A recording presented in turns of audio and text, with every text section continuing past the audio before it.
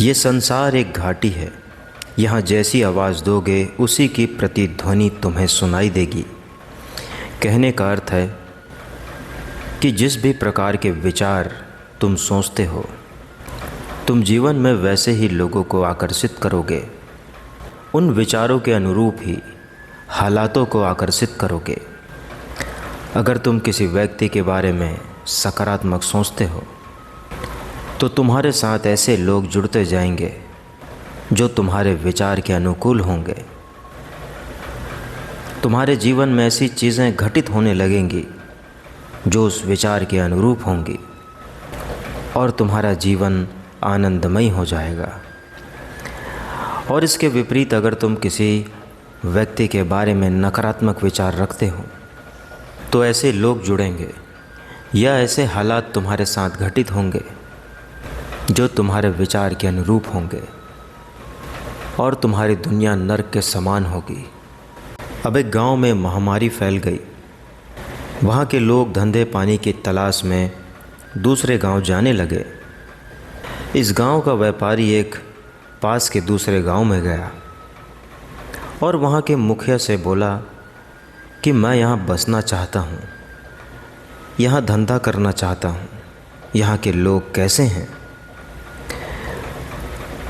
मुखिया होशियार था। उसने पूछा, जहाँ से तुम आए हो वहाँ के लोग कैसे हैं, पहले ये बता। व्यापारी बोला, पूछो मत, राम राम। बड़े बेकार लोग हैं, बहुत ही झगड़ालू, बात बात में लड़ते हैं, झगड़ते हैं। उन्हें तो बस कोई एक मुद्दा चाहिए, उसे लेकर वो महीनों बातें करते हैं। बहुत ही बेकार लोग हैं। मुखिया बोला, तो यहाँ के लोग तो उससे भी ज़्यादा लड़ते हैं। जहाँ से तू आ रहा है वहाँ तो झगड़ते थे, यहाँ के लोग तो मारपीट करते हैं। ज़रा ज़रा सी बात पर लड़ाई हो जाती है और ये बात मैं तुझे बता रहा हूँ, फिर ना कहना आप मुखिया होकर मुझसे ये बात छुपाई। यहाँ के लोग तो बात बाद में करते हैं, कोशिश करते हैं कि मारपीट में ही मामला सुलझ जाए। ये सुनने की देरी थी कि वो व्यापारी वहाँ से भाग गया। अब थोड़ी ही देर में उसी गांव से एक दूसरा व्यापारी आया। उसने भी मुखिया से यही पूछा कि आप बताइए, इस गांव के लोग कैसे हैं, मैं इस गांव में व्यापार करना चाहता हूँ। मुखिया ने उस व्यापारी से वही सवाल फिर पूछा कि यहाँ की छोड़, तू बता, तू जहाँ से आया है वहाँ के लोग कैसे थे। दूसरा व्यापारी बोला, बड़े ही भले लोग थे। उस गांव के लोग तो एक दूसरे के लिए जान देने को तैयार थे और बड़ी ही मीठी बोली थी। हम सब साथ सत्संग करते थे। हर कोई मुझे पैसे समय पर देता था, ना कोई विवाद। हमेशा हंसमुख चेहरे ही देखे हैं मैंने। मुखिया बोला, तो तू यहाँ बस सकता है।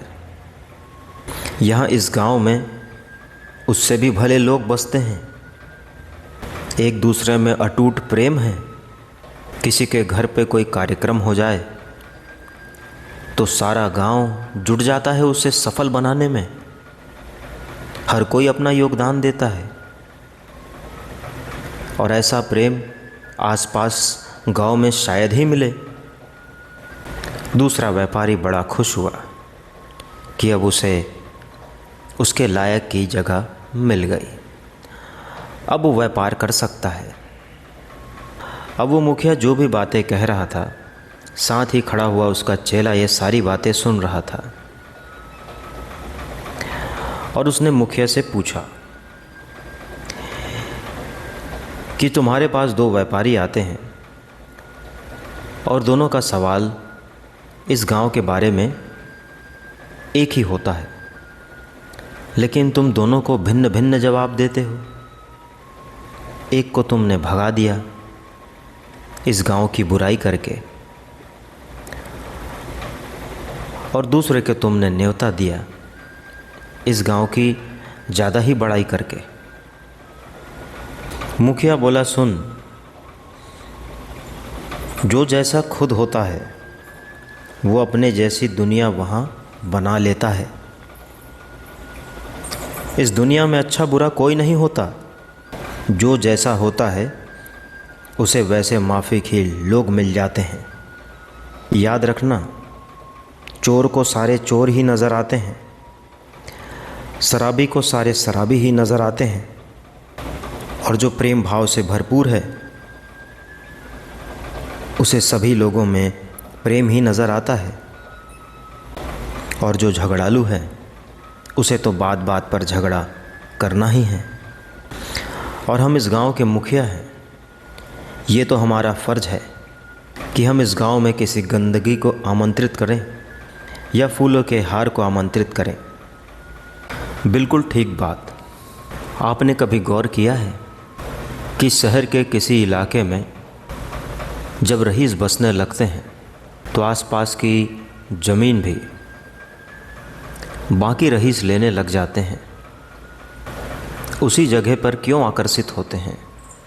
और जिस जगह पर झोपड़ियाँ होती हैं, जहाँ तक नज़र जाती हैं आप झोपड़ियाँ ही पाओगे, और जिस जगह पर ऊंची ऊंची इमारतें हैं वहाँ तुम नज़र घुमाओगे तो चारों तरफ तुम्हें ऊंचे इमारत ही नज़र आएंगे।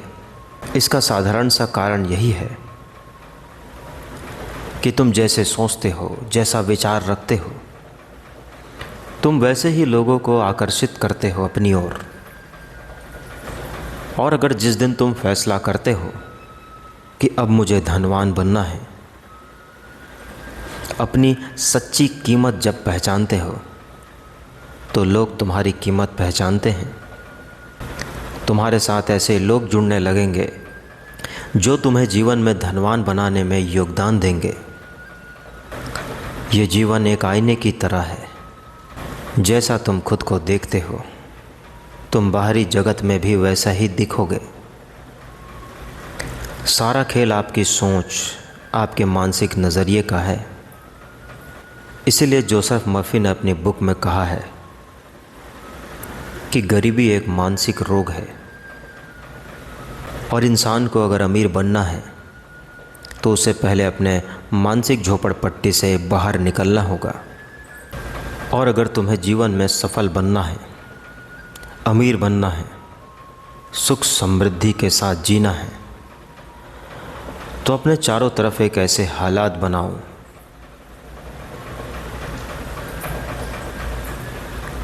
जो तुम्हारी उस सुख समृद्धि को सपोर्ट करते हों।